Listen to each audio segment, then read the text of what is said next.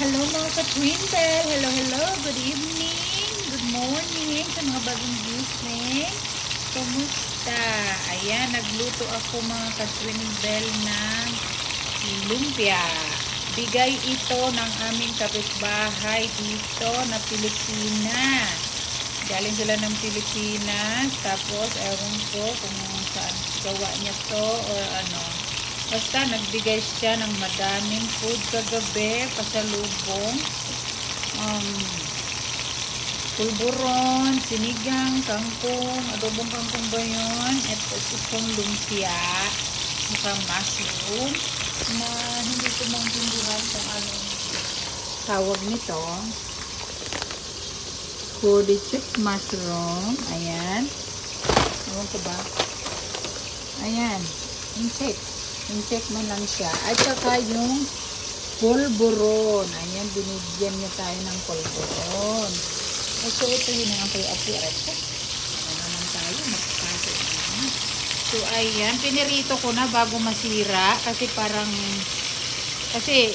nilagay niya sa sa freezer ata. So, tapos natanggal na.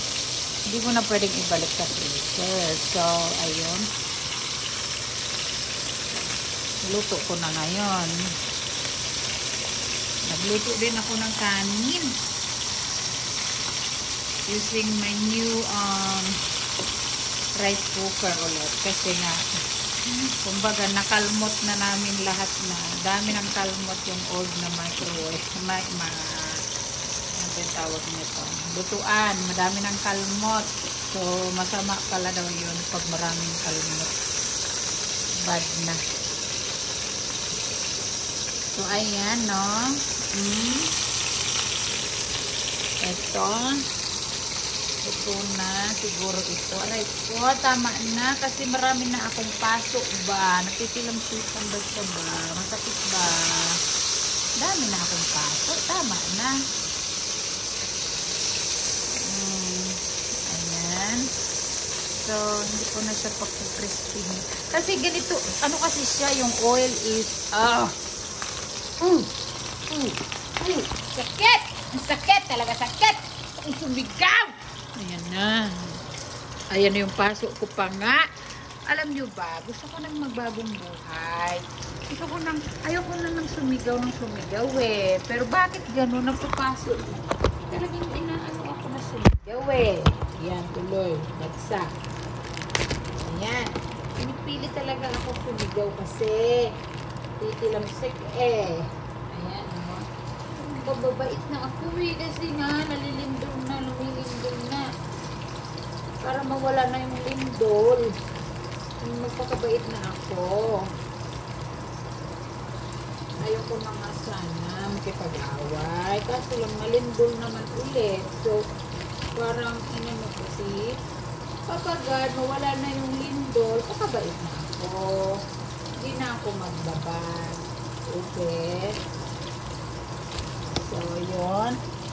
Kaya sana, huwag naman magkalansik. Ayan. Kasi ano kasi siya eh, virgin coconut oil. Hindi siya vegetable oil. So, tikman natin to. Yummy naman.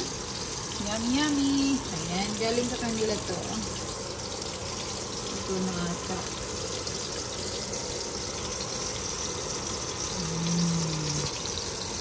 Diba, mga ka-Twinkle? So, yan lang muna ang ating update for today.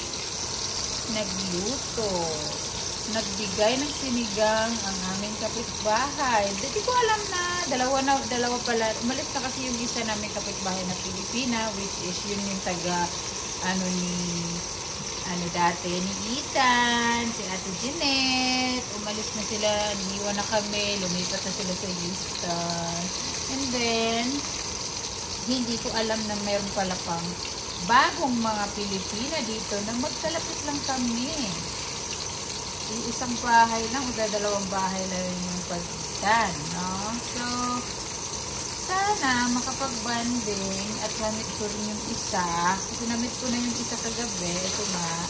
Kasi nung umuwi sila sa Pilipinas, si husband, kaibigan nila si husband. Nakilala nila una si husband. So, Namit ko yung Pilipina kagabi lang. Pero si husband, namit niya yung husband. Tagal na. So, umuwi sila ng Pinas. So, kami ang nagakuha ng mails nila. So, kaya ganun. Bigyan kaming pasalubong. Kasi mabait naman sila. Bigay ng ulam. Aray ka! Ayan naman siya. So, ayan lang mga ka-Twinbell. Mag-ano muna tayo. Yan lang yung update pala. Alright mga ka-Twinbell. Bye-bye. Thank you.